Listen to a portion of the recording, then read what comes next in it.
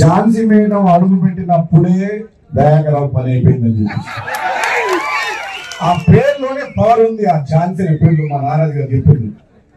నాకు పరిచయం లేదు ఝాన్సీ మేడం ఎవరు, కానీ ఝాన్సీ మేడం గురించి నాకు 100 మంది ఫోన్ చేసి చెప్తుంది. ఒక టైగర్ వచ్చింది, ఈ నక్క పోవాల్సిందే, పాల్గొడు నక్క. అంత తక్కువ సమయంలో అంత పేరు తెచ్చుకుందంటే మామూలు మనిషి కాదు అని అనుకున్నాను. అంటే పట్టు పట్టిందంటే వదలదు అని నాకు అర్థమైపోయింది. నిజంగా చాలా గొప్ప విషయం. పాలకుర్తి ప్రజలందరూ ఆమెకు తోడుగా నిలిచి మన ఇప్పుడు వచ్చింది ప్రభుత్వం, పేదల ప్రభుత్వం, పేదల రాజ్యం.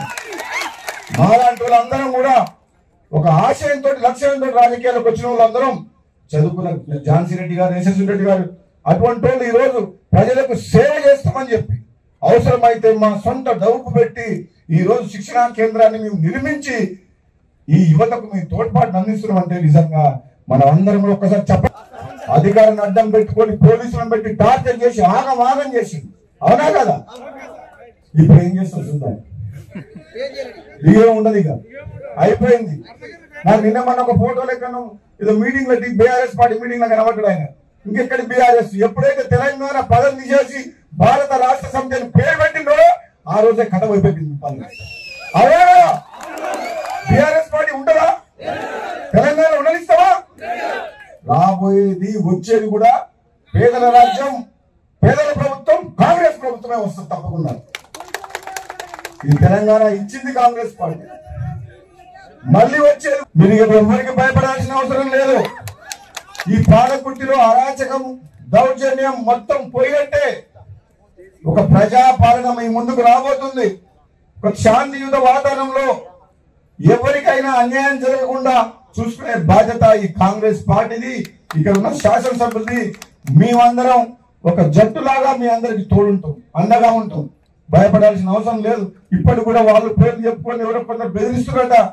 సమాధానం చెప్తున్నా, మన అసెంబ్లీలో చెప్పినట్టు మళ్ళీ చెప్తున్నా. ఇక్కడ నుంచి వరంగల్ జిల్లాలో ఉమ్మడి వరంగల్ 2 సీట్లు కొద్ది తేడాతో ఓడిపోయినాం.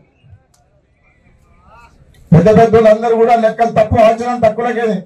మీ దగ్గర 1000 కోట్లు ఉన్నాయి కాక 1,00,000 కోట్లు అవినీతి ఉండొచ్చు కేసీఆర్ దగ్గర.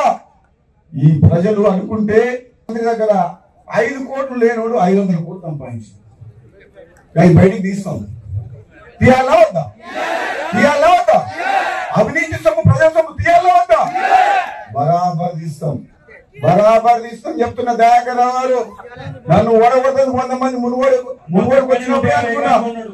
ఆయనకు అసలు అర్థం కాలే. రాజగోపాల్ రెడ్డి మళ్ళీ వాపసు వచ్చిందంటే నువ్వు బిడ్డను మునుగోడుకు వచ్చిపోయినావు కదా, అప్పుడు నాకు నీకు రిటర్న్ గుర్తిస్తుందికే మళ్ళీ కాంగ్రెస్ లో వచ్చింది. కావాలని మనం ఈ రోజు మనకి పాలకుర్తి అడుగు పెట్టిన పేరు మీద నడవాలి. దయాకరావు ఖబర్దార్, నువ్వు రిటైర్డ్ అయితేనే మంచిది. ఎక్కువ తక్కువ మాట్లాడితే మాత్రం మళ్ళీ జీవితం మాత్రం మంచిగా ఉండదు. బిడ్డ చేసిన కాడికి కాదు, దోసుకున్న కాడికి సారు. ఇక నీ ఆపు రాజకీయాలు. ఉంటాను, నా భార్య కోడలు ఉన్నాక నేను ఇంకా అమెరికాలో ఎన్నుకుంటాను. తప్పకుండా వచ్చి తప్పకుండా ఉండాలని కోరిక ఉంది. అక్కడ సమస్యలు తీర్చిన తర్వాత ఇక్కడికి రావాలని కోరిక ఉంది. Happy happy happy. Thank you, ధన్యవాదాలు, నమస్కారాలు. Thank you brothers. బిడ్డ మా బిడ్డలకు ఉద్యోగాలు కావాలని అడిగింది. దానిలో ముందుకు తీసుకెళ్తూ ప్రచారంలో ప్రతి సమయంలో నేను చెప్పిన, ఇంట్లో ఒక్కరికి ఉద్యోగం వస్తే ఇల్లంతా బాగుపడుతుంది కాబట్టి మొదట ఉద్యోగాలు తెప్పించడానికి నేను తప్పకుండా ప్రయత్నిస్తాను నేను చెప్పిన. మరి మా అత్తమ్మ మామయ్య మొత్తం అందరికీ ప్రభుత్వమే ఉద్యోగాలు ఇవ్వాలంటే అది కుదరదు, అది మనకు కూడా తెలుసు. కాబట్టి మన నియోజకవర్గంలో అయినా ఇంకెక్కడ ఏ నియోజకవర్గాల్లో అయినా వాళ్ళ సొంత నియోజకవర్గ ప్రజలు ఎంతో కొంత కృషి చేయాలి. ఏదైనా ఇండస్ట్రీలు పెట్టడమో లేకపోతే చిన్న వ్యాపారాలు పెట్టడమో ఇంకేమైనా పెట్టడం వల్లనో బిడ్డలాగా నన్ను గెలిపించిండ్రు. మరి ఆ బిడ్డ మీకు మాట ఇచ్చింది కదా, మాట తప్పదు, అన్ని పనులు కూడా అవుతాయి. Thank you. మరి అవకాశం